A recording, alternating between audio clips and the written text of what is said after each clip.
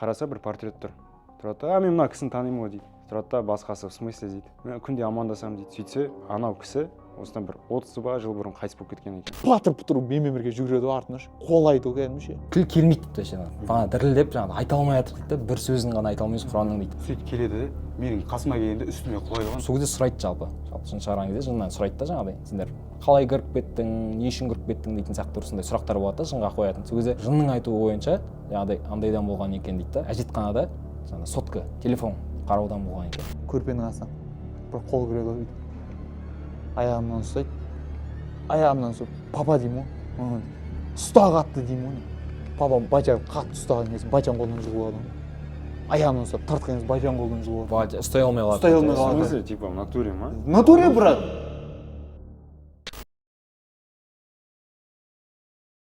Бәріне сәлем достар, сіздермен бірге Қорықпа подкаст. Бүгін бізде қонақта Шыңғыс Бейбітұлы, 532 веб-сериалының және де Икінің Айдаһар клипінің танымал актері.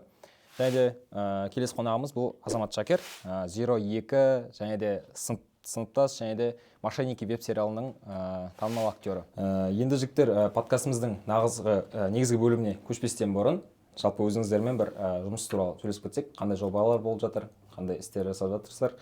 Шыңғыс, естуіміз бойынша сіздің соңғы жобаңыз бұл Freedom Mediaның қолдауымен түсірілген жаңағы На грани веб-сериалы болды. Осы туралы айтып кетсеңіз, қандай жаңағыдай рөл сомдадыңыз және де не туралы? На грани деген проект ол Freedom'дікі, алла бұйыртса марттың ортасынан астам шыға бастайды.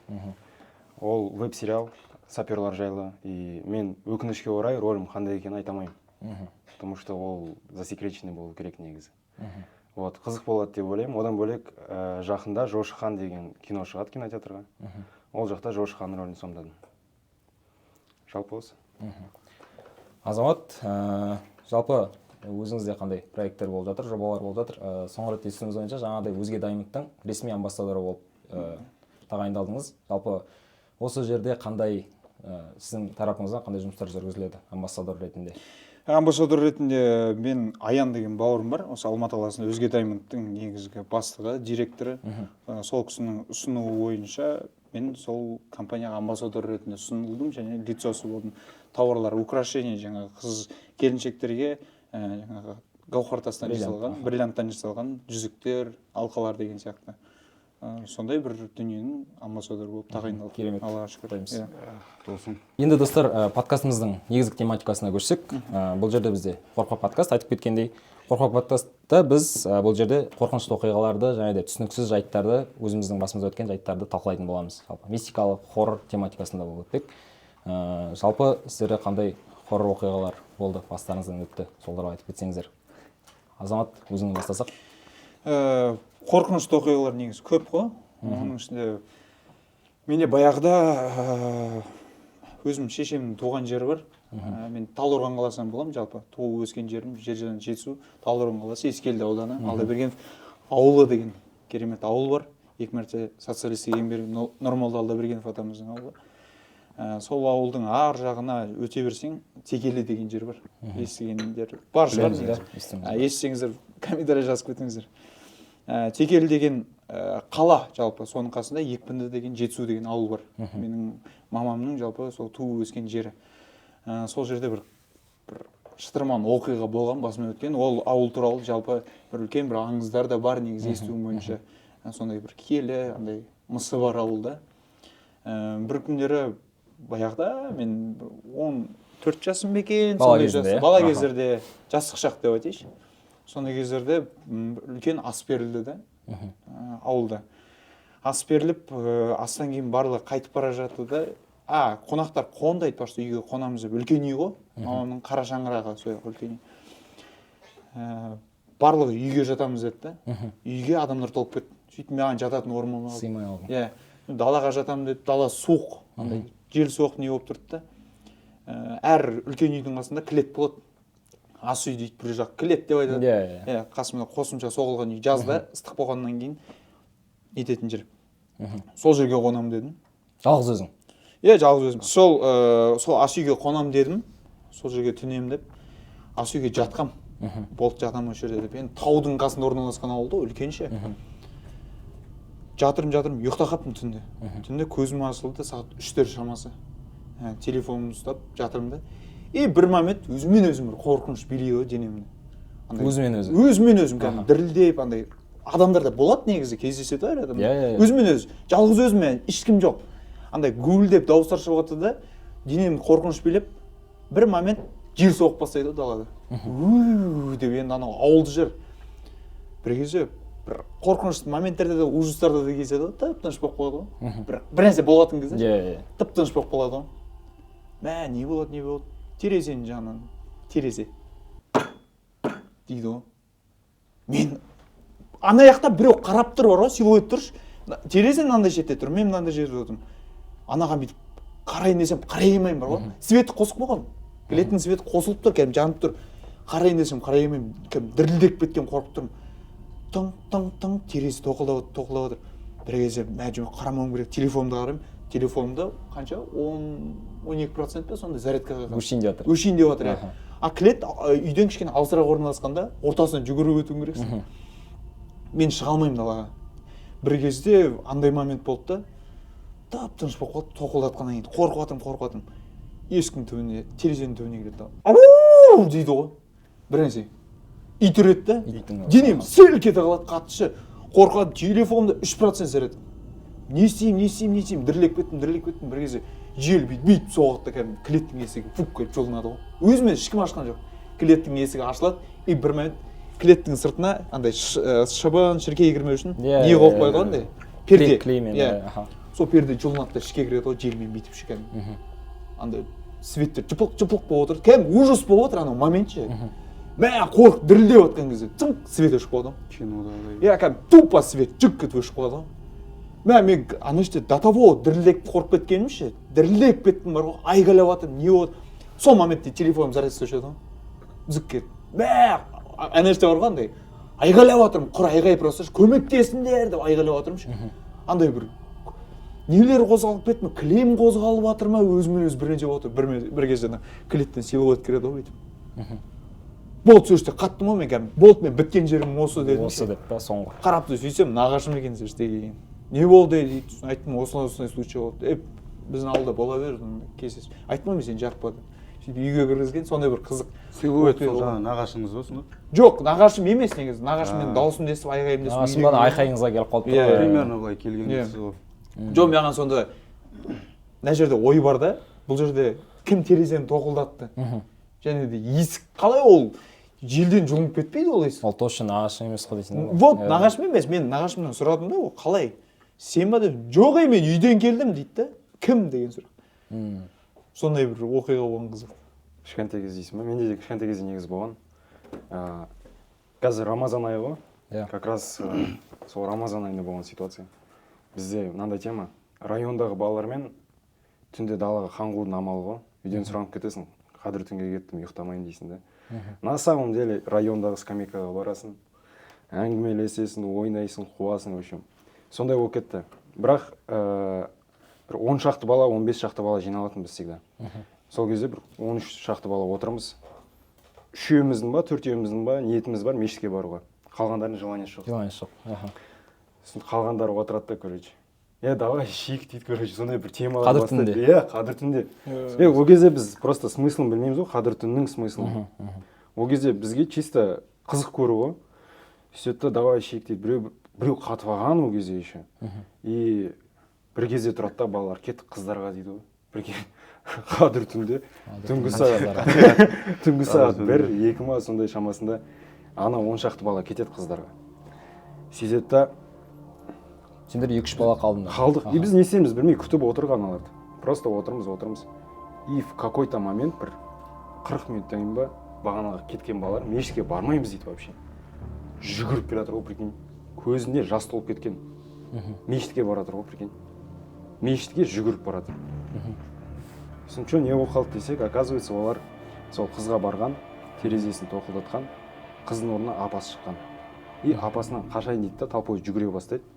Жүгіріп баратқанда жолдың бойынан прям андай мистический бір болады ғой, силуэт 3-метровый мынандай бір непонятный адам сияқты бір нәрсе заборлардың арасымен көшеден былай өтеді да, артынан көп кішкентай бір нәрселер жүгіреді дейді ғой. И оны балалар көреді. Типа бір бала ғана емес, это не показалось, а бірдей нәрсені көреді да. оны да сол затты көреді да былайша. бірдей нәрсені көреді да, көздеріне жас толады, жылайды, мешітке қарай жүгіреді ол прикинь. Біз сол кезде мешітке қалай асыққандарымызды көрсеңдер, андай ғой, талпа бала ортасында жүресің ғой, артында жүруге қорқасың, алдында жүруге қорқасың. Сөйтіп мешітке бардық, имаммен сөйлестік, сұрадық. Оказывается, действительно ондай ситуациялар болады екен. Я это типа ол ойыншық емес, нельзя с такими вещами шутить, играться. Вот сондай момент болған негізі. Менде тағы бір қызықты оқиға болды. Қызықты оқиға дегенімше, мистика деген. Мистикалық, иә. Жүргенов академиясында оқып жүрген кезімде, өнер академиясы ғой. Бізде енді Жүргеновтың негізі бұрын болған мекеме НКВД болған деп айтылады. Кезінде зиялылар сөзді атылған десе де, соның астында бар, подвалдың астында ше. Жүргеновте көп негізі. Жүргеновте оқыған кісілерден сұрасаңыздар, сол жердегі бітіріп кеткендерден сұрасаңдар, Жүргеновтегі жаңағы шытырман оқиғалар. Мен соған өз басым куә болғам бір кездері. Бізде Жүргеновте баяғыдан бері істейтін бір аташка болған, үлкен ата. Күзетші болып. Иә, күзетші, охранада отырады. Мен сол кісінің өзінің аузынан естігем. Бір күні учебный театр деген бар да біздің Жүргенов ішінде, учебный, сол жерде дипломный спектакльдер қойылады, ойналады деген. Сол жерде дайындаламыз да, бізде актерлар қандай ғой Жүргеновте. Таң сағат 8-де кіресің, түнде шығасың, түнгі сағат 3-4 таңға шығуы мүмкін, сен қонып қалуы мүмкін. Соң бір күні актерский прогон болып отыр, жаңағы репетиция. Бір момент барлығы учебкадан шығады да қайтып кетеді. Бір қыз кулисаның артында ұйықтап отқан, ұйықтап қалған ғой соның ішінде. Біздің учебка до того андай қап-қарада андай свет қосылып тұрса да қорқынышты негізі, шет жақтары ше. Кулисаның артында бір сахнаның арты бар, сол жерде ұйықтап қалған ғой. Барлығы қайтып кеткен. Иә, барлығы қайтып кеткен, ана қызды ешкім көрмеген, оятуды ұмытып кеткенше. Бір кезде бәрі кетіп қалғаннан кейін есікті сырттан кілттеген, жапқан. Бір момент ана қыз түнде оянған ғой ұйқысынан, түнгі сағат 3-те. 3-те оянса, бұл реально болған оқиға негізі біледі. Түнгі сағат 3-те оянса, алдында 3 солдат жігіт тұр дейді ғой. 3 солдат киініп алған кәдімгі жігіт. Қарағанда қызға кет деген ғой. Тупо кет деген сөзді айта береді дейді ойлаймын. Брат, өзің елестетіп көрші. Кет деп. Қыз әнеште тоқтап қалған ғой, жүрегі тоқтап қала жазған ғой, айғайлағанда қашқан ғой. Бұл жақтан не бар, гримерлардың кабинеті. Сол жақтан шығам деген выход жабық. Ойлашы, қашып жүр, аналар артында жүрбейді. Үшеуі. Ашады, нетпейді, ашылмайды. Бір момент жүгіреді да, бізде үлкен главный выход бар, соның есігін ашады, жабық. Тарсылда тұрып отырады, анау екеуі қасына, үшеуі тұрып қасына кет деп. Ана қыздың көзі банкі. И бір момент біздің сол учебканың қасында дәстүрлі әншілердің несі бар, кафедрасы. Сол жерде дәстүрлі әншілердің біреусі дайындалып қалып қалған ғой. Тоже солай қалып қойған. Иә, қалып қойған. Бірақ ол кәдімгі есік ашық дайындалып отқан. Сол кезде қыздың айғайын дауысын естіген ғой. Сосын жүгіріп барса, учебкадан айғайлап отыр дейді да, есік тарсылдап соғып ше. Біздің астына жүгірген ғой охрана. Ол да қача барғанына я, ол да қорқып кетсе болады. Естігеніне деген ше. Астына жүгіріп түскен, охранаға айтқан, в общем, осылай ненің ішінде, учебканың ішінде бір кісі тарсылдап соғып отыр. Охранник жүгірген ғой. Ана кісі ол. Ата сол кісі. Ата жүгіргенде несін алған, кілтін алған, учебканың есігін ашық болған кезде қыз құлаған ғой. Талып құлаған. Құлаған дейді. Содан бір аптаны қыз психологта болған дейді. Мен осы историяны айтып берді, бірақ та тоқтай бейт. Сенің кіремедің. Өйткені өз басыма тиген жоқ қой. Вот сөйтіп жүргенде мен өз басыма тиді ол нәрсе. Сол учебкада біз өзіміз 4-ші курста дипломға дайындалып отырмыз. Ромео и Джульетта спектаклі. Мен ол спектакльде төбеде светте отырамын. А бізде төбедегі свет ең шатыр жағында орналасқан, жаңағы крыша жағында ше. Төбеде ең қарап отырасың. Крышадан түсу үшін сен лестницалармен түсесің, қап-қараңғы лестницамен. Түнгі сағат 2:30 ба шамасы. Қап-қара, қасында ешкім болмайды. Өзің жаңа түсесің, кілтейсің, түсесің. Астынан түсесің. Бір момент отырым. Бітті, дайындық бітті, болды, қайтамыз деп бәрін цың өшірем. Астына түсіп баратқан кезде бір лестница түсем, екінші лестница түсіп баратқан кезде, бала дейді ғой, төбеден біреу. Негізі ешкім жоқ. Жоқ, как қызық басады, айтып берем. Бала дейді ғой. Жоғарыға қараймын, андай бір кемпірдің ба, бір нәрсенің несінде бір силуэт тұр да. Мен анық көрдім да. сосын келсеші бері қарата дейді да. Сосын түсінбедім апа деп едім. Келсеші бері қарата, келсеші деді. кері көтерілді деп Иә. И жаймен, мен барам дейді де түсіп бара жатқан кезде. Ё-май әкем. Ойлашы брат, датаво әкем дірілдеп кеткем, қашам ласты қарта секіріп ше. Жүгіріп бара жатам, дене мырсылдап кеткен. Бізде Самат деген мұғаліміміз бар. Мұғалім емес, не ғой? Жаңағы художник қой, жаңағы реквизиттарды нелете қойып жүретін. Самат аға жүгіріп барам, аға деймін да, төбеде біреулер бар жүреді. Ол жаққа ешкім шықпайды ғой Самат дейді. Ол жақта ешкім жұмыс істемейді, ешкім отырмайды, ол жақта кабинет жоқ дейді. Ешкім шықпайды дейді. Тупо отырамын, 1,5 сағат өйстіп алып, кім ол деймін. Иә, ойланып та, типа. Сөйтсем бар екен да сондай бір нәрсе. Мен сол кезде көзім жетті да сол. Өзің басыңа тиіп тұр ғой. Басыма тиді. Содан кейін уже сеніп бастадың да, жаңағы басқа нелерге де. Көп негізі жүргенде көп бізде андай өзімен өзі андай балалардың да бастарына келсек. жоқ анау қыз қалай болды сосын? Жоқ, емделді ол кісі психологқа барды ғой деймін, шатаспасам. бір айдай ма сондай. Олар сендер оқытқанда ол оқытқан қыз, иә? Жоқ, менің алдымда бітіріп мен кеткен. атадан естігем сол кісі. сөйтіп. Охранниктің өзінен. Кәдімгідей травма ғой. Может, ол кісінің жас кезінде бір сондай болған оқиға Иә, тұр ғой. бізде тағы жүргендің общагасы бар да, не жақта, Каблуковода. Иә. Агудың общагасы бар, барлық қатар орналасқан Жүргеновтың общагасы бар қасында. Жүргеновскийлер, жазыңыздар. Жүргеновтың общагасында мен бір айдай ма сондай тұрдым. Тұрып жүрген кезде бізде 300 бір нәрсесінше не бар, комната. Сол комнатаға тұрған бала обязательно оқудан шығады. Общагада көп болады. Каждый жыл сол неде тұрған бала, иә? Сол неде тұрған бала, жаңағы комнатада тұрған бала обязательно оқудан шығады. Неге білмеймін не үшін. Как будто проклятый комната сияқты. Проклятый комната, да. И бір күні бір бала барады сол жаққа. Художник баланы жатқызады, сол өз жанына жатады. Түнде ұйықтап жатады, ұйықтап түнде көзін ашса, алдында бір әппақ киініп алған біреу отырады екен да, силуэтпен. Бір түсініксіз бір адам дейді да, бірақ отырады, бетіне қарап, айғайлаған ғой енді, иә деген бақырғанда есік ашылмайды ғой. Ана балкондағы немен кірген ғой, секіріп қарама-қарсы комнатадағы балалар. Бұл нешінші этаж? Үшінші этаж ба? Үшінші этаж ғой, иә. Комнатамен секіріп кіргенде, балконмен кіргенде ішіне ашып неткен ғой. Астына апайларымыз ғой біздің. Сол кісілер келіп жұбатып алған ғой, бар онда кездеседі деген ғой. Сосын болды, басқа жаққа жатқызамыз комнатаға дегенде, ана бала жатпаймын деген ғой. Мен тағы бір рет қонайыншы деген ғой анау. Бір күн түнейші деген ғой. Серьезно? Иә, и қызықты қараңдар. Түнеген, келесі күн түнде қолына дәптер, ручка ұстап жатқан ғой. Сөйтіп ұйықтаған.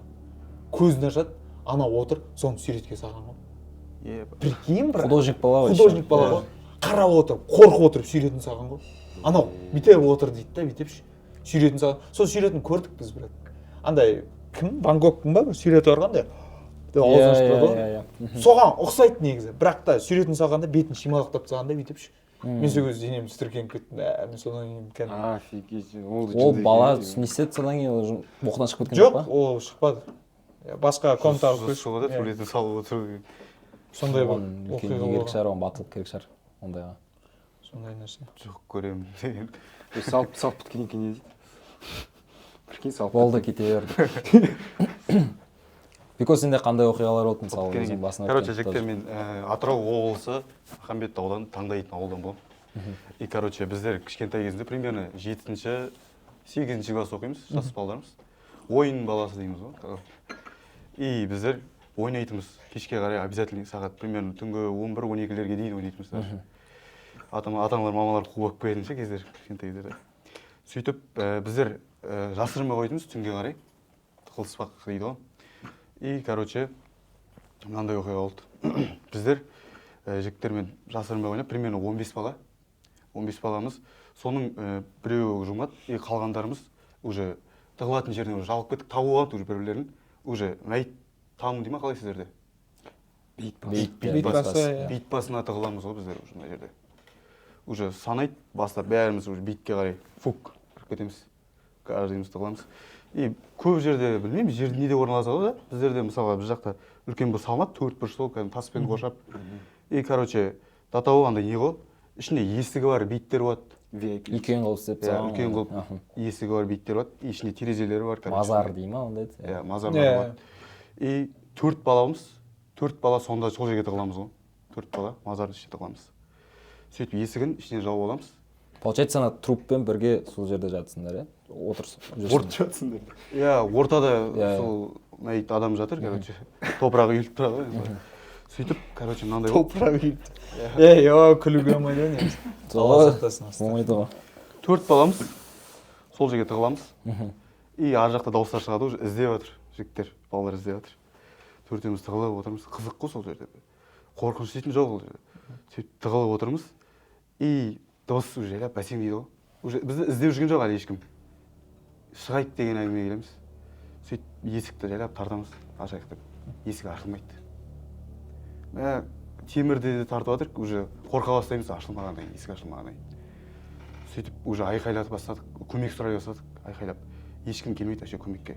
Былай бана оның алдында іздеп жүрген негізі арасында балдар өтіп кетіп, мына жақтан тығылып, ойнап, күліп ойнап.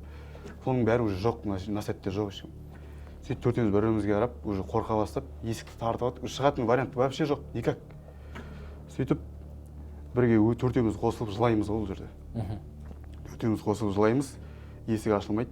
И каким-то образом бір жігіт көрген, бір бала көрген екен. И короче, былай терезелерді жағалап бір кісі келген екен. Көрінбейді ол кісі, бойы ұзын дейді сол кезде, қара киінген кісі. Сырттан көрген ба балалар? Иә, терезенің сыртынан. Төртеуін біреу көрген ғой. Төртеуін біреу көрген. Біздер уже төртеуіміз бірімізді қоршап алғанбыз. Басымызды жауып бір жерге отырып, бір келетін бар, бір іздеп деп. А то вариант жоқ уже неше примерно 10-15 минутта өтіп кетті, есікті ашып, айқайлап, нағып жатқанымызға жылап. Сөйтіп ішінен біреу көрген екен. Бір бала көрген екен. Сөйтіп жайлап келіп, есікті бір кісі крючок дейді ғой, ілгіштен тартып, ашып кетіп қалған. Мына жерде. Сөйтіп жайлап шығамыз. А то былай ешқандай құлыбы жоқ есік, негізі ашық тұратын есік. Кім жауып кетті дейсің да, мысалы? Жауып кетті, кім не кетті, сол әрі уже жұмбақ. Қазір бір история есіме түсіп кетті. Мен негізі киноға актер ретінде келмедім ғой изначально. Мен рабочий по площадке, сосын админ болып жұмыс істей бастадым. Еще 16 жылдан бері районный, бизнесмены. И, в общем, бір момент болады, мен уже администратор по площадке, то есть ответственность бар. Железнодорожный больницада бір кино түсіреміз. Сол кино түсіріп жатқан кезде, ол менің естуімше, может, я ошибаюсь, поправьте, если что, в комментариях. Соны, типа, андай заключенныйлар салған ба, сондай бір кезінде бұрын салған ғой. И біз больницаның істемей тұрған частьін арендаға аламыз. То есть бүкіл больница істеп тұр, бір часть қана пожарный лестницамен кіреміз, өзіміз түсіреміз, қайтамыз, сондай болды да бізде. И бастады. Бірінші съемочный күні келеміз, таңғы сағат. Примерно 5-ке таман группа келсе, біз ертелік кіріп, чай қойып, ана отырамыз. Таңғы сағат 4-те келеміз, мен водитель, тағы қасымда бір-екі жігіт көмекшім. Отырмыз, и бір кезде коридор жақтан каблуктың дауысы естіледі. Ұзын, представьте, вот, чтобы вы представляли, ұзын коридор, көп есіктер. Все. Біз бір жағында отырмыз просто соңында. И каблуктың дауыстары келатыр, тық-тық-тық-тық келеді да. Жайлап жақындап кетті дауыс, Сен мен уже естіп алсың, есікке жақындап қалған білесің. Біз ойладық, группадан біреу ерте келген шығар деп. И есікте косяк бар ғой, соған дауыс шығады мынандай. Естеміз, қараймыз. Естсек, ешкім жоқ, короче. И, может, послышалось. Но төртеумізде, бесеумізде... Есік ашық тұр, иә, негізі? Брат, есік ашық тұр, просто есіктің косягі бар. Иә, жан... Вот. Бір кезде отырмыз, что-то чуть не то отырық та. 10-15 минут өтеді, қайтадан. Прикинь. Ана жерде коридорға шығуға желание жоқ қой уже. Ақырында біз коридорға жақындаймыз. В натуре ешкім жоқ, пустой коридор. Прикол ұстайтын ешкім жоқ. Брат, там не до прикола уже. Ана атмосферасы вот сезіліп отырады, то, что там ойлашы, кезінде хирургия болған, операция жасаған, қаншама адам қайтыс болған жер. Сондай жерлерде болады. Сен уже чувствовать етіп отырасың. И бір кезде уже группа келді, кішкене ұмытылды, спокойно жүрміз. Түстен кейін тура сол кабинеттің жанында бір кабинет бар, ояққа гримерканы қойдық та. Бізде гримеркада былай ғой, айна қойып қояды, свет бәрін. Парик тағады актрисалар. Соған париктің несі манекен болады, басы. Сол манекен тұрған столдың үстінде. И актрисаға там шашына бір нәрсе істеп жатқан моментте манекен, прикинь, айнала бастайды былай. Айнала бастайды да былай бас. Бейстеп тұрады да жерге тарс етіп қойды ғой. И аналар шыңғырады кәдімгідей. Ну, в первую очередь, біз администрация, біз жүгіріп келеміз, что-то не болып қалды деп. Соны айтады, и оларға айтпадым мен, таңертең Банағисін айтпадыңыз. Потому что и так өзім қорқып жүрмін. Айтсам болды, бәрі қорқады. Да. И оларға айтпадым, да ладно, ничего страшного, ондай болып тұрады деген сияқты сөйттім де кетіп қалдым. Ал енді смена бітеді, менде мынандай үлкен жіп бір 40 па 50 ма кілт. Бүкіл кабинет жауып шығу керек қой, прикинь. Жалғыз өзім. Бәрі съемка кетіп қалды группадағы бар. Бүкіл кабинет жауып, светтерді өшіріп, тексеріп шығасың. Блин, ең қорқынышты 5 күнім болған шығар. Просто білесің то, что тебе надо, и все, істейсің соны. Да. Адамдарға айтасың, жүрші бар келеші дейсің. Ұяласың ғой тоже айтуға, намыстанасың. Кейбіреулер бармай қояды, сол кезде амал жоқтан барасың. И съемка бітті, 5 күндей түсірдік. Соңғы күні группа бәрі кетіп қалған, біз объектті сдавать ету керекпіз. Мен, водитель, інім, медсестра. Примерно осынша ғана адам шығар. Қайтадан барамыз, барамыз, көтерілеміз. И ана соңынан бастап бері қарай пожарный лестница жаққа қарай келе жатырмық та. Кабинетте ұмытқан заттар бар, қолдарымызға алып алғанбыз, есіктер жауып тексеріп, өйстіп келе жатырмыз да. Есікке уже пожарныйдан шығатын есік бар. Ол жабылмайтын никогда. Ну, былай ғой, жабылады, бірақ кілттенбейтін да. И сол жаққа қарай жақындап қалдық та. Енді барайын десем, водитель тұр қолындағы затымен. Ол есік жабық қой дейді. Мен ойлағым, қуып жатыр ма, прикол ұстап жатыр ма дейді. Да ладно аға дедім да, бардым, есікті тартып қалсам, натуре жабық тұр. Жауып. Прикинь. Сосын кілт салам, кілтпен тартам, ашылмайды анау, кәдімгі құлттанып тұр есік. И кілт те істемейді анада. Сосын медсестраға бұрғанда, в смысле, сіз айттыңыз ғой, кілт менде ғана. Мен түсінбей қалдым да, потому что моя ответственность бір нәрсе жоғалса, ол тұрады да, сенде ғана связка кілт, басқа ешкімде жоқ дейді. Водительге қараймын, водитель тұрады да, мен көрдім ғой, енді ғана бір мужик связка кілтпен келді да, жауып кетіп қалды. Прикинь? И водительге көрінген, иә? Водитель көрген, и в чем прикол, есік натуре жабық тұр ғой. Былай итереміз, ашылмайды, просто қамалып қалдық. Пришлось коридордың обратно ең соңғы жағына баруға. Сол жақтан главный вход больницадан шығып кетуге далаға. Ана пожарный есіктен шыға алмай қалдым. Шыға алмай қойды. Сөйтіп далаға шығып бара жатырмық. И бір кезде сол медсестра әңгімесін бастайды ғой. Білесің ба, бізде мына жерде негізі сондай нәрсе бар дейді. Бір медсестраның призрагі жүреді дейді. Просто обход жасаған сияқты. Кезінде оказывается обход жасайтын да, есіктің косягына деп жасайтын. Прикинь, тура соны айтып келеді ғой.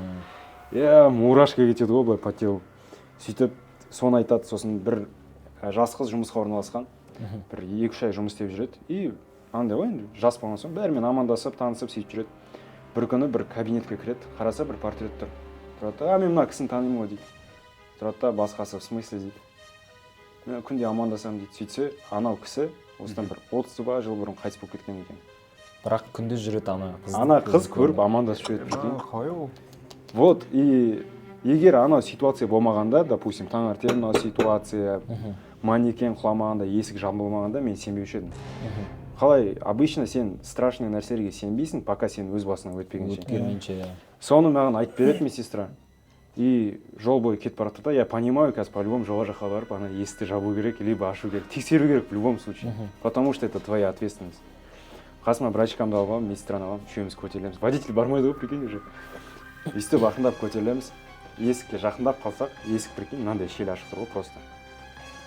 Уже ашық тұр, иә? Ашық тұр. Жабық тұрған есік. Бағана жабық тұрған есік 3-ші этажда. Мынандай шел болып тұрады ғой, сондай қылып ашық тұр. И сен прикинь, ана көріп тұрасың да, понимаешь, что, блин, тебе надо сейчас кілтті алып, ана есікті ұстау керек та. Жабу керек. Тартып, а вдруг ана ертең қол шығады, фиг его знает. Может, біреу тартады. И вот, сөйтіп анам бір нәрсе, короче, тартып, жауға тырыстық, жабылмай қойды, все-таки. Сөйтіп та түсіп қайтып кеттік. Вот такая вот история. Қорқынышты дейсің. Бізде туу өскен жеріміз сол Алдабергенов ауылы. Сол Талдықорған жақта орналасқан Ескелдіде. Сол жерде бір қызық оқиға болған. Сол бағанағы асқа бардық дедім ғой. Сол жас аралығы примерно бір 14 жас бекен. Тоже жас. Біздің ауылдың қасында емес, ауылдың ішінде, жалпы менің көшем негізі общий 8 көшеде, бірінші көше мен 8-ші көше арасында. Мен 7-ші көшеде тұрамын. 7-ші көше мен 6-ші көшенің ортасын қиып жататын, бізде көшенің ортасын қосатын ұзын бір жол бар, туннель.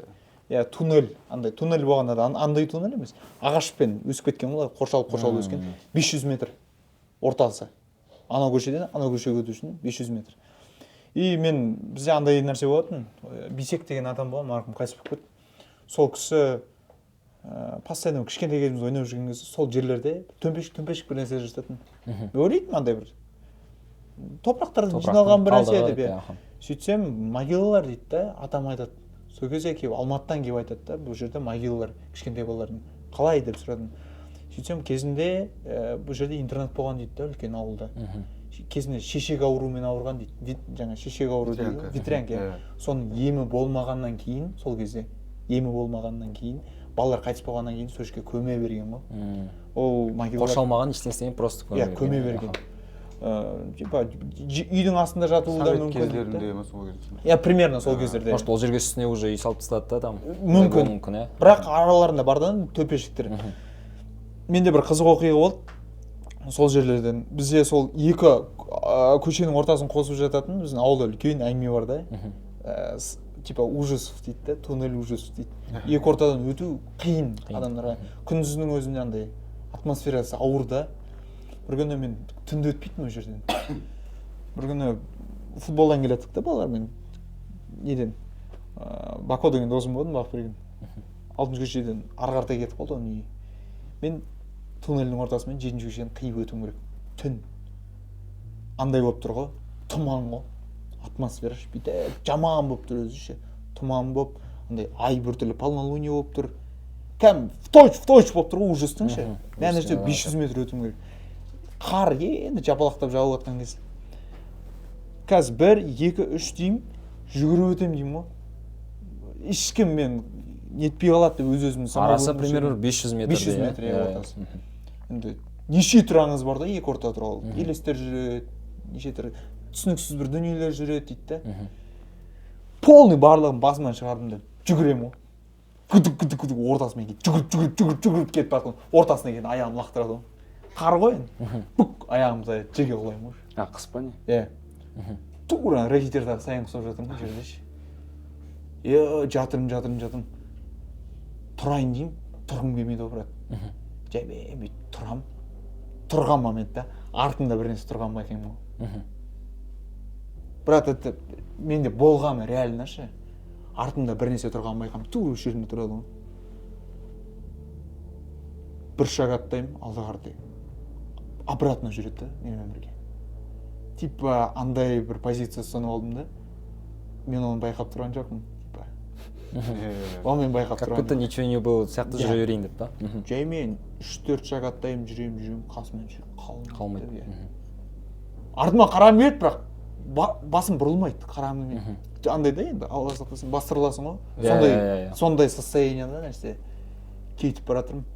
Жаймен бүйтіп көше жақтан шыққан бетте біздің 7-ші көшеге кіре берісте андай біздің ауылда өзінде болады, андай үйдің свет жанып тұрады да, можаласынан түтін шығып жатады ауылда ше. Сол түтінді көрген кезде сол жаққа қарай жүгіремін ғой. Патыр-пұтыр менімен бірге жүгіреді ғой артына ше. Қолайды ғой кәдімгі ше. Сол моментте артқа қарап үлгеремін, артта ештеңе жоқ қой. Бірақ бір нәрсе жүгіріп бара жатыр да қасымда. Сол кезде мен кәдімгі сондай бір история болған. До того кәдімгі дірілдеп шошып кеткен. Сол кезде сенгенмін, что сол жерде бір нәрсе бар екеніне. Енді Бұл жаңағыдай әңгіме ғой, өзің басына өткенше оған сенбейсің деген. Жаңа бастырылу туралы айтып отыр ғой. Бастырылып көргенсіздер ме негізі? Блин, жоқ деген қалай кетті, жоқ. Өзім де вообще бастырылып көрмедім. Көп айтады, кішкентай бір адам келеді дейді ғой, бастырылғанда. Бізде менде андай нәрсе болды да, бала кезден енді Алла сақтасын болды да менде. Түнде ұйықтап жатқан кезде мен түнде кішкентай кезімде әкем марқұм болып кетті. Сол кісінің қасында жататынмын да, постоянно. Жоқ, реально, брат. Мен папам қасында жататын. Папа туралы, мынада папа жоқ қой. Екеуміз папа туралы айтсақ, тупо күлкіміз келеді. Біз чортпыз ба не десін. Папам қасында жатамын да, постоянно. И түнде маған постоянно бір нәрселер келеді да. Келеді, біреуді Алла сақтасын бүйтіп жады ғой, басады ғой. Менікін аяғымнан ұстайды, тартып жұлып алады. И сүйрейді үйдің ішінше. Ерекше екен. Ой, қатты ерекше бір. И бір күні мынандай бір случай болды да. Бачам айтамын ғой. Папа осы түнде келеді деймін ғой, кішкенем. Келгенім қатты құшақтап аш деймін ғой, қысып ше. Жібермеу үшін ше. Соны жарайды дейді, балам дейді да. Соны түнге таман көзім ашылады. Көзі ашылған кезде адам Алла сақтасын бастырылатын кезде біледі, андай бір суық тер ағады денеден ше. Жаймен бір момент бір тып-тыныш болып қалады. Андай бір уақыт тоқтап қалған сияқты, тып-тыныш. Жаймен бүйтіп кіреді да, көрпенің астынан бір қол кіреді ғой бүйтіп аяғымнан ұстайды аяғымнан ұстап папа деймін ғой ұста қатты деймін ғой папам батя қатты ұстаған кезде батям қолдан жұлып алады аяғымнан ұстап тартқан кезде батям қолдан жұлып алады батя ұстай алмай қалады. ұстай алмай В қалады смысле, типа, в натуре ма? натуре брат мен жоқ папам қатты құшақтап отыр қысып қатты ұста деймін ғой қатты ұстап отқан кезде Соның өзінде тартып иә алып тұр папам ғой. қолынан жұлып алады ғой жерге кәдімгі ұшып кетіп бара жатырмын ғой сол кезде светті қос деймін светті қос жоқ болып кетеді ғой Реально жерде жатсың сол кезде, уже. негізі айтады ғой бастырылғанда сөйлей алмайсыз естімейді иә деген ондай нәрсе болады бізде сол тағы бір ұйықтап отқан кезім түнде сол академиядан бір баяғыда бірінші курс кезім ғой қыстық каникул келген кезім үйде жатырмын Ауылдасың, иә ауылда ұйықтап жатырмын бір түпкі комнатам болатын мен детский сол жерде ұйықтап жатырмын бір досыммен сөйлесіп отырмын да түнгі сағат 1 шамасында телефонмен мен саған звондаймын дедім ше давай родной мен ұйықтадым дедім да телефонды қойып телефон жерге қойып жастыққа басымды қойған бетте қатып қаламын ғой ұйықтаған жоқпын мен просто телефонды қойдым жастыққа бүйтіп қойған кезде қатып қаламын ғой андай қозғала алмаймын бір сал сияқты Бірақ ояусың, біліп Ояу. жатсың, иә бәрін. мен барлығын білемін андай денемде қорқыныш болмайды сол кезде білмеймін не үшін қорықпадым ше андай кәлима айтайын десем аузыма келмей жатыр да андай иненің ұшындай бір тесік тұрады да сенің дыханиеңда да аузыңда да ше и деп айта алмай жатырмын деп папа деп айтайын десем даусым шықпайды да и бір момент сол моментте денем көтеріледі ғой кәдімгі денем көтеріледі де лампочка жаққа барамын ғой төбедегі жанып тұрған не жаққа барамын люстра жаққа и обратно жерге түсемін түсім шығар деп ойлаймын ғой жалаңаш жатырмын да түсім шығар деп ойлаймын и бүк кетіп обратно көтеріп алады сол жаққа бүйтіп апарады да жерге қарай полға қояды ғой полға қойылған кезде ауада ұшып жүрмін кәдімгі полға қойылған моментте полдың суығы бар ғой соның сызын сеземін ғой арқамнан сол кезде басыма тиеді ғой мен полдың сызын суығын сезіп тұрмын ғой значит это реально мен қозғалып отқан жоқпын тупо өзім көтеріп алады ана жерде камера тұрғанда мен ойлаймын анау бір видео Может түсіп қалатын еді. иә рэкке кететін видео да сондай бір случай алла сақтасын Алла сақтасын, ешкім басына бермесін. сен бастырма Мен бастырып көрмеппін. Жалпы жын кіру дегенге қалай қарайсыңдар жігіттер? Сенесіңдер ме? алла сақтасын Менде мысалы өзім дос балам неде оқыды, медреседе оқыды. Жаңағыдай сол кезде бір ситуация болған, дос баламның басынан өткен оқиға ғой. Сол айтады да жаңағыдай ол кезде олар медреседе Құран үйренеді ғой, жаңағыдай Құран жаттайды, қари болғысы келеді жаңағыдай. Сол кезде дейтін Құранның ішінде жын дейтін сүре бар да, жындар дейтін. иә білемін Именно сол сүреге келгенде ұстаздар да жаңағыдай ол сүренің тек поверхностына өтіп кете беретінбіз дейді да жаңағыдай.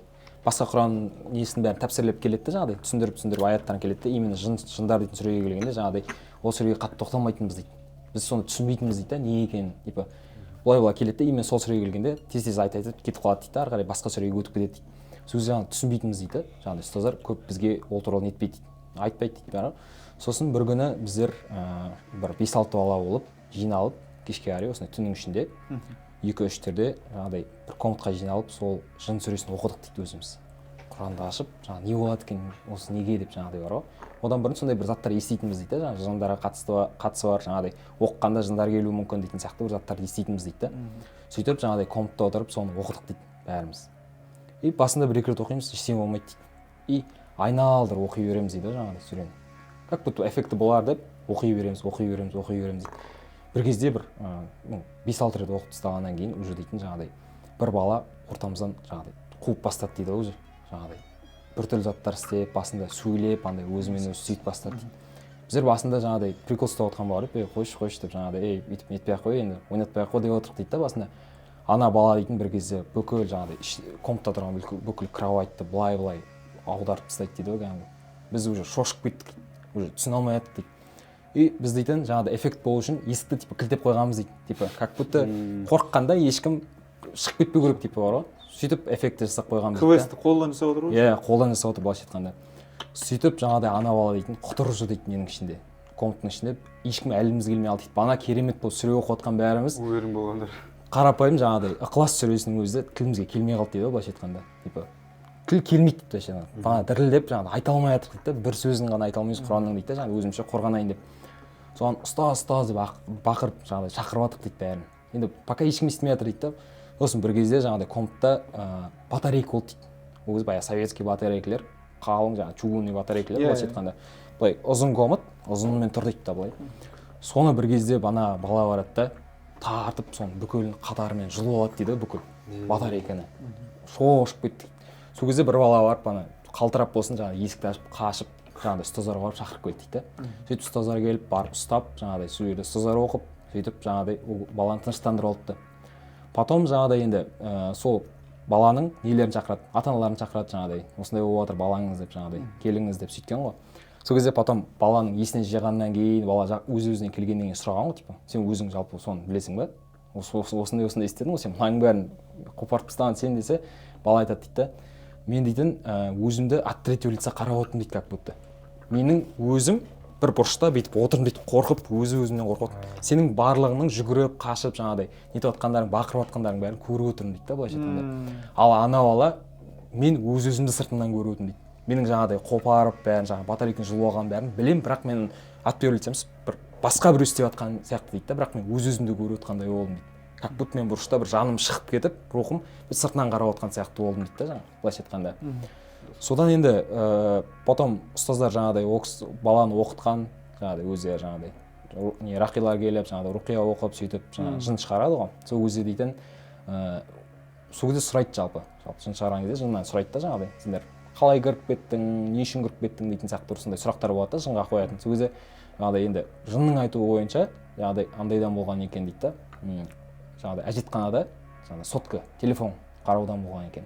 Көп жаңағыдай әртүрлі бір нелер қарап, сөйтіп жалпы қарауға болмайды ғой. бір сағатта отырамыз. Жалпы жаңағыдай айтады ғой, жындар сонда лас жерлерде жүреді дейді да көбіне. Жаңағы әжетхана секілді бір сондай әртүрлі заттар болған, өзі айтып отқандай болады. Жаңағы больницада сондай жерлерде жүреді дейді да.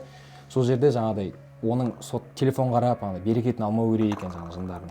Берекетін алып неткенде ол андай ол адамға ашуланады екен да. Сөйтіп оған бір қастандық жасап қоюы мүмкін екен, сондай ішіне кіріп кетіп, әртүрлі басқа да бір сондай қастандықтар жасайды екен. Сондай басқа өздерінде қандай случайлар болды? Әжетханада TikTok қарап отырсыз ғой, основном. TikTok қарап отырғанда ішінде сүрелер шығып қалады TikTokта. Сол кезде жаман қорқынышты болды деп ойлаймын. Жалпы андай бір дүние бар ғой, адам баласы әжетханаға кіретін кезде дейді, әжетханаға кіретін кезде өзін істеп шығып кеткен дұрыс дейді да, абзалырақ. Андай абзалырақ емес, жалпы істеуге болмайды. Сен кірдің бе, істіңді бітірдің бе, шығып кет. Жаңағы сол аяқпен кірдің, оң аяқпен шық деген нәрсе. Оның да бір дүниелер бар да, мысалы, сен әжетхананың ішіне кірген кезде сенмен бірге періште сен қорғаушы періштең сыртта қалады дейді да. Сен ішіне кіріп бір нәрсе телефон шұқылап, бір нәрсе сөйлеген кезде періште ішке қарай кіруге тура келеді дейді да. Ол уже дұрыс әңгіме емес ол нәрсе. Сол үшін тез істейтінін істеп, тезірек шығып кеткен дұрыс. Енді біз брат мынандай бір дүние ғой. Қорқынышты әңгіме дейміз, жын дейміз. Енді Алла сақтасын, ондай дүниелерден ешкім басына жолатпай ақ та қойсын, брат. Бірақ та ең бір андай айтсам болады, высшая сила дейді ғой. Алла Тағала ғой, сөзін аша керек. Аша керек. Ешқандай күш иесі, ла хауля ва ла қуввата илля биллах дейді.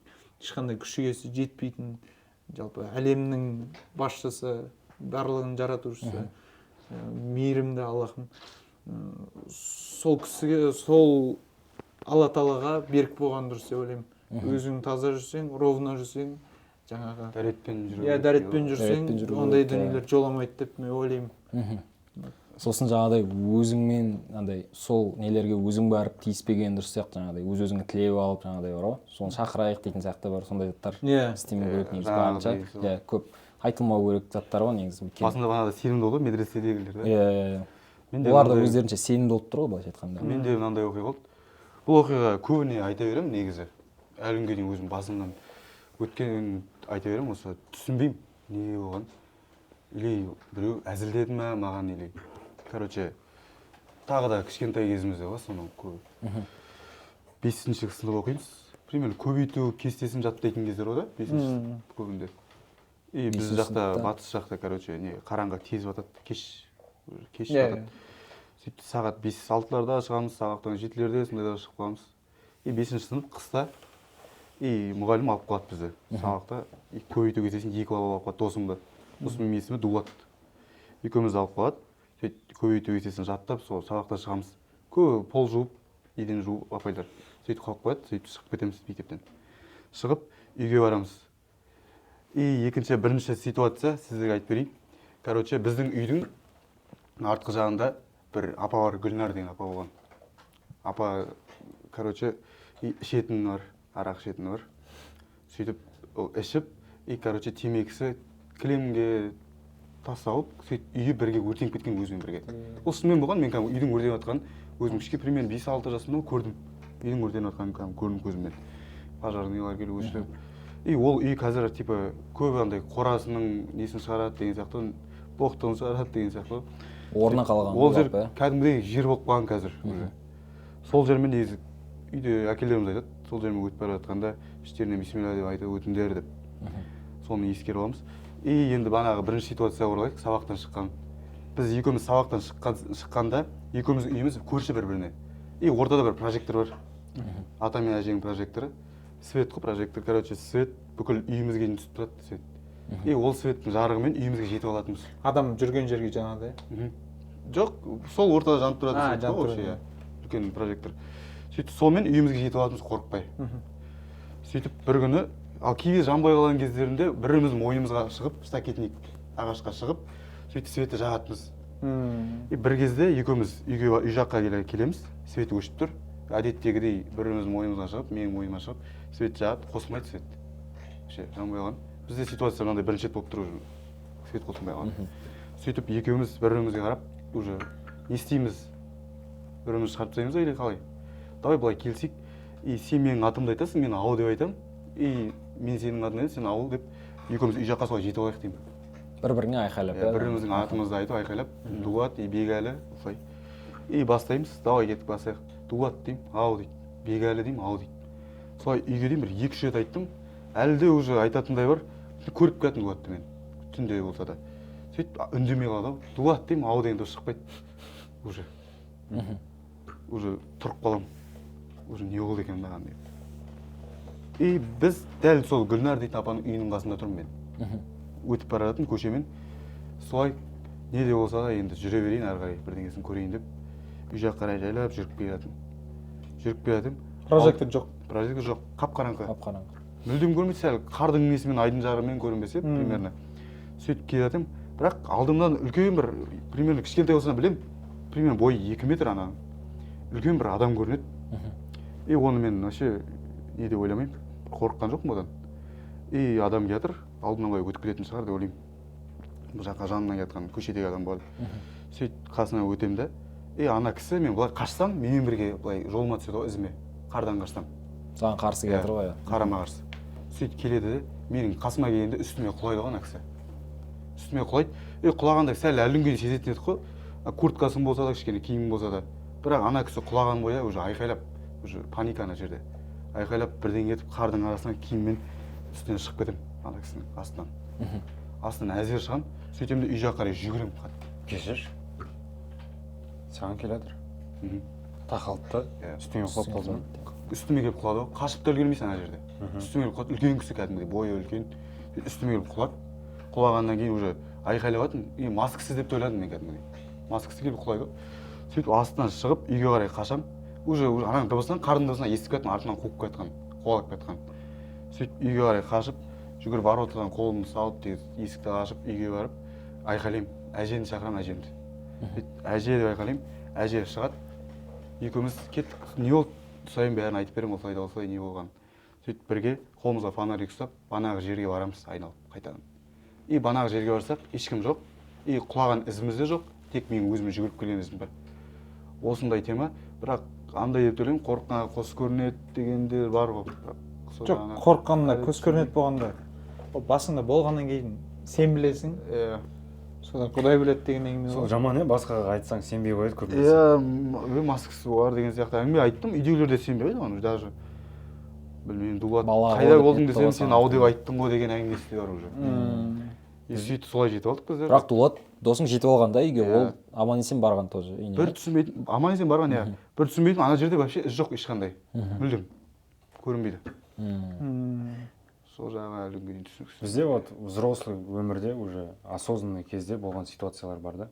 И бір емес, кәдімгі бір съемочный группа андай куәгер адамдар да. И уже как бы сенесің ондай ситуацияға тоже. Мысалы өткен қанша Алас деген сериал шықты сәлемде. Мен как раз сол кезде тоже админкаға шықтым, администратор болып. И біз ужастик қой, мистика. Сондай тема Сәлемнің бірінші сериалы, да. Сондай тема түсіргеннен кейін андай как бы даже түсіріп жатқан адамдар қорқады. Біз шаман, білмеймін не үшін шаман шақырып алған, прикинь. Шаман келіп, ана үйді тазалады ма, проектті. Сондай бір нәрсе. Түсіріп жатқан үйді реально шаман шақырдыңыздар ма сонда? Иә. Потом одан кейін қой сойды вроде. Қалай алыстап жатырмайтын үшін? На всякий случай. Потому что реально андай ғой, сен понимаешь то, что сен бір тылсым күштермен жұмыс жасай бастайтынды ол проектте. И опасно ондай нәрсемен шутить плохо, по идее. Алдын алып жаңағы. Қан шығарып мал сойды. Походу бар ғой, менің ойымша, вот қазір есімде жоқ, походу басында сразу қой соймаған, қан шығармаған походу. И вот біз түсіріп жатамыз, и бір какой-то моментте бір үйді түсіреміз подряд, там, условно говоря, бір апта сөйтіп түсіретін момент болады. Алматының жоғары жағында бір коттедж, заброшенный коттедж. Ішінде мебель бәрі бар, бірақ видно, что адамдар тұрмайды вообще. И мен болады ғой, американский ужастиктарда бір әдемі үйлер тұрады. Анау бай район. Әдемі двухэтажный үй, газон, четкий, бәрі мынандай әдемі кетті. И мынау үй какой-то біртүрлі сыртынан да бір серый болып тұрады. Бір сыртынан андай уф деп тұрасың. Сол үйде түсіреміз. Мынандай светиктардың несі бар ғой, лампочкалар. Лампочкалар болады ғой. Прикинь, светиктардың лампочкалары бар. Оны просто қоя салмайсың, бұрап қоясың да ішіне. Сондайды бұрап қойып қояды. Бір қарасаң, анау бұралып өзімен түседі тасынады. Прикинь. Просто істеп тұрған ғой. Светиктар бар, ана ауыстырады қайтадан. Басқасын қойды, ол қайтадан бұралады, шешеді, жарылады, короче. Түсе береді. Бір күні штатив. Штативта камера тұр. Прикинь? Бірге олайды ғой просто. Камерасымен бірге. Просто елестетіп көрші, штативпен камера құлау, это же гон вообще. И сондай ситуациялар болады. Тоже страшно, ана жақта подвалында жүресің, андай өзің жалғыз жүруге қорқасың. И кейбір моменттер болды, сол үйде қонуға тура келетін маған. Өйткені мен талғарданмын да, и барып келіп үлгермейсің даже. Сол жақта қонып қалып, таңертең кері бастап кету. Иә, сразу жұмысты бастап кетесің. Режиссермен қонған күндер болды сол жақта. Екеуміз де мандражировать етіп шыққой, прикинь. Сосын съемка бітеді. Біз ана жерді қайтадан тапсыру керекпіз. Қасыма 2 жігітті алып алдым. И анау үйді полный өзіміз жуамыз ғой, прикинь. 3 этаж ғой, получается, подвал, 1-ші этаж, 2-ші этаж. Бүкіл полын, стена бәрін тазалап, жуып, сөйтіп 2-ші этажға шығамыз. 2-ші этажда бір комната бар, кәдімгі обычный комната, спальня, мынандай кровать тұрады, үлкен шкаф, мынандай көп есіктермен. И балкон. Сен балконға шыққанда комнатаның ішінде не болып жатқанын көріп тұрасың. Бүкіл терезе бәрін жаптықта балконға шығып темекі шегіп тұрамыз ғой. Әңгімелесіп, темекі шегіп тұрып, өзіміз страшно бізге. Сөйтіп комнатаға қарап тұрсақ, прикинь, комнатадағы шкаф, есік өзімен өзі ашылады. Просто вот көз, біз қарап тұрық, есік жап, ана сквозняк деп айтпайсың оны. Біздің көзімізше вот. Потом тағы бір рет тарс жабылады. Все, одан кейін ана жақтан қаштық. В прямом смысле біз ана жерді до конца жинап бітірмедік. Құрысын деді, тез заттарды жинатты, тік-тік шығып кетіп қалды. Прикинь? Көзін елестетсең жаман нәрсе ғой. Жалғыз өзің көрмейсің ғой оны. По факту көресің. 3-4 адам қарап отырасың, 3 адам. Жабылады. Өзің болса ешкім сенбейді. Жабырат айтып отырсың ғой, бақсы шақырдық, шаман шақырдық дедіңдер басында. Мен шақырмадым. Жалпы сол нелер шақырды, сол... Мен шақырмадым. Жоқ, неправильно по идее. Может, ол кісі де айтқан шығар, басында бір. Ондай болмады ма, типа, реально осы үйде бірдеңе бар дейді сияқты бір. Білмеймін, сондай бір темалар болды. Ең басынан проект сондай кішкене не болды. Аластай алмаған ғой да. И так атмосферный болды, жаңағы съемочный группаның өзінде. Съемочный группаның өзінде, плюс ана үйдің өзі сондай бір нәрсе. Ешкім тұрмайды, өзің ойлап, заброшенный.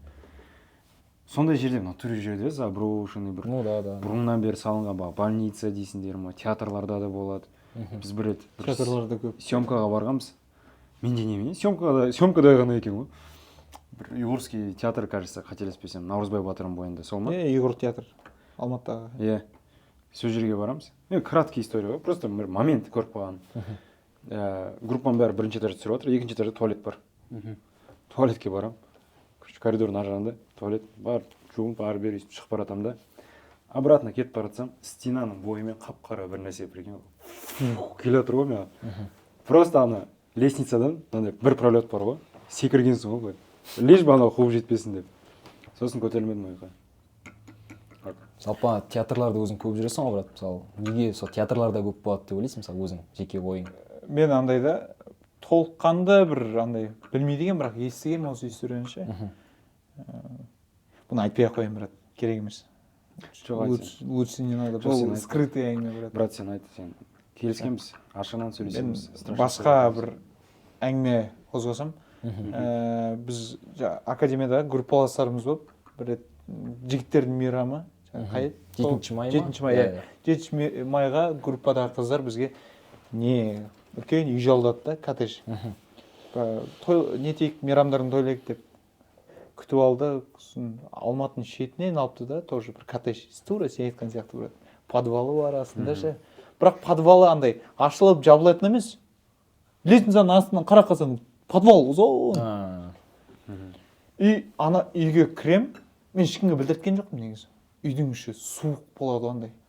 Отопление жоқ та, суық та. И жутқа атмосферасы. Екінші этаждан шығамын, андай типа төсек ештеңе жоқ, таза полда андай ше. Қорқынышты ғой енді. Сосын жүреміз. Бәріміз, в общем, түн сағат 2-ге дейін 3-ге дейін ойнадық, күлдік, отырдық, неттік. Қайтатындар қайтты, қонатындар қонып. Бақа деген досым бар. Постоянно айтамын подкастта. Екеуміз ұйықтайын деп жатамыз. Типа жатып ұйықтайын деп жатамыз енді. Ұйықтайын десем бір нәрсе жүреді ғой. Үйдің ішінде екінші этажда. Күттік. Ар жүреді, бер жүреді. Мен группада біреу ма деп ойладым. Жатсаңдар сеп қоймын арасында. Ұйықтасаңдар ше. Шығып қараймын, бәрі ұйықтап отыр. Бірақ тық. Қиып жауаттан яққа кіріп кететін. Түсінбеймін. Подвалға барамын. Не үшін? Білмеймін, брат, не үшін екенін. іздеп жүрсің жаңағыны. Мен должным ғой. Подвалға барамын, типа. Жалғыз өзің бар. Жалғыз өзім брат. Қолымда фонарым бар енді. Фонар ұстап тұрған подвал жаққа қараймын. Жут, коняк. До того қорқынышты ғой. Не істеймін, обратно орныма жатамын. Бақаға айтамын, ұйықтап жатырсың ба? Брат, мен ұйықтай емеспін. Естіп жатырмын, брат. Күтік. Тура комнатамыз жанынан өтіп кетіп бір нәрсе. Ар жет.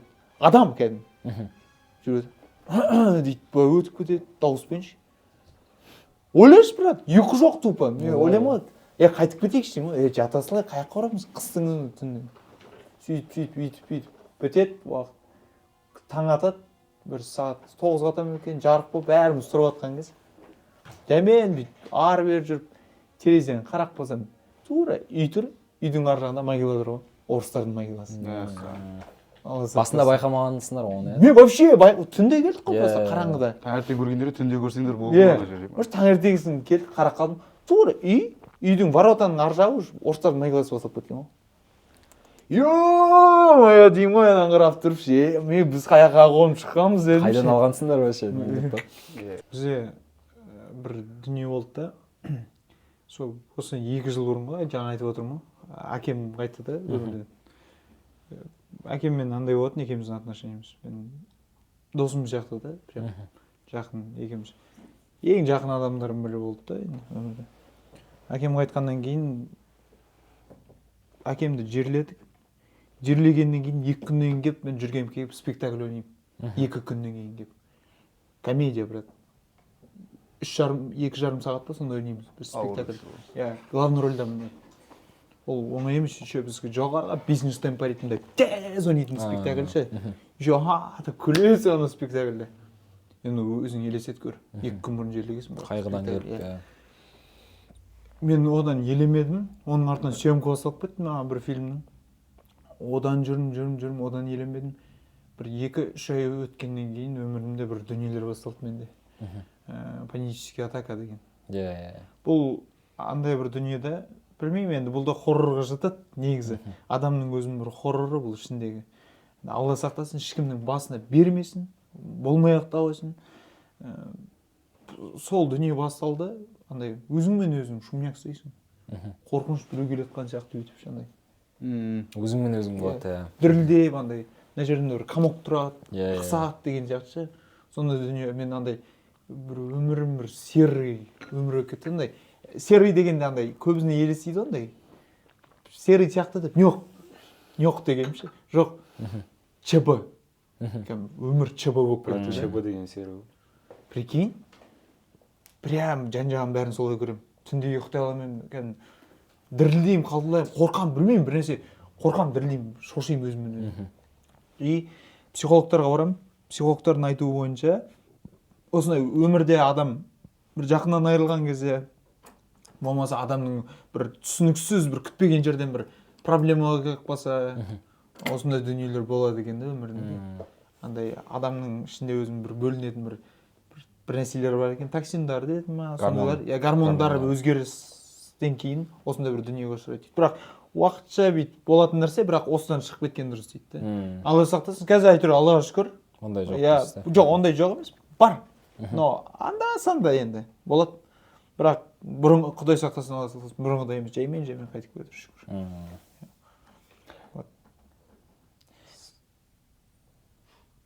Сағынасың ба? а кетші Кешір. а Кешір.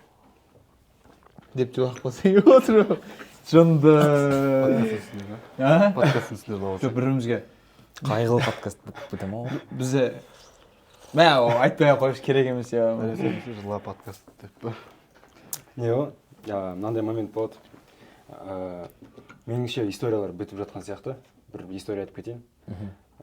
Қорқынышты емес, просто бағанағы тылсым дүние деп жатыр ғой. түсініксіз жайттар иә Иә, біз тренажерный зал жасап қоямыз. И кезінде залға баруға ақша болмайды абонементке. Дос баламның үйінде, не екінші баняның үстінде бір складской помещениеде тренажерный зал жасаймыз ғой өзіміз. Штанга бәрін қойып қоямыз. бюджетный вариант қой типа Өте бюджетный. Ана жақта лас жер, во-первых, во-вторых, баняның үсті и атмосферасы өзі сондай чувствоваться етіледі. Сол жерде суретке, качка жасап болған суретке түсесің ғой. иә Фук суретке түсеміз. Сосын үйге келіп қарайсың, прикинь, сен тұрсың и қасында бір ишактың басы, бір мысықтың басы, сондай бір силуэт, ақ, андай призрачный бір силуэттер тұрады. И сол жерде бір күн жасап отыр, дос балам екеуміз. Ол велодорожкада жүгіріп отыр, мен пресс жасап отырмын. Ол бір комнатада, мен екінші комнатада. Андай болады ғой, сен пресс қатты жасап отқан кезде прям өте қатты ауырып кетеді ғой соңында. Көзің жұмып аласында шыңғырасың ғой да то. И сол моментке жақындаған, біз бірімізге просто прикол ұстайтынбыз. И сөйтіп көзім жұмып жасап отқан кезде анау шақтар естимін ғой маған келе жатқан. Келе жатқан шақтарды естимін, көзім жұмып жасап отырмын. И бір кезде қасыма келіп, мен ойладым ка маған прикол ұстайды деп. И бір кезде көрпе бар емес пе? Андай жұқ дейді ғой. Сол мен үстіме олатады ғой, прикинь. Просто дофига көрпені мен үстіме олатады. тоқташы тренажерный залдың ішінде көрпе не істеп жүрмін түсінбедім Братан, склад. складный помещение окей понял И сөйтіп көрпе құлайды үстіме. Көзімді ашып қалсам, ана бала велодорожкада жүгіріп жүр ғой. Прикинь, сен просто естисің шақтарды, и сен воздействие болады саған, көрпелерді құлатады. Вот мен сондай нәрсеге больше сенемін да. И мен айтайын дегенім, мына Азамат пен менің историяларымның біреуі өтірік. Сол қайсысын өздерің комментарийға жазыңдар.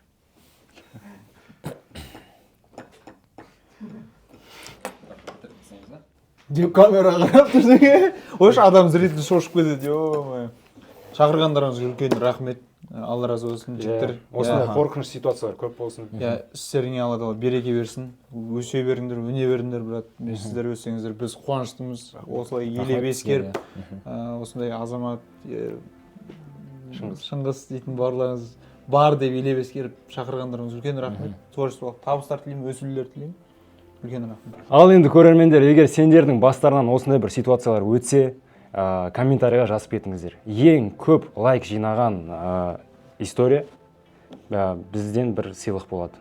Қандай сыйлық екенін пока білмеймін. Достар, бүгінгі подкаст аяғына жетті, бірақ қорықпаңыз, бұл тек қана аңыз шығар.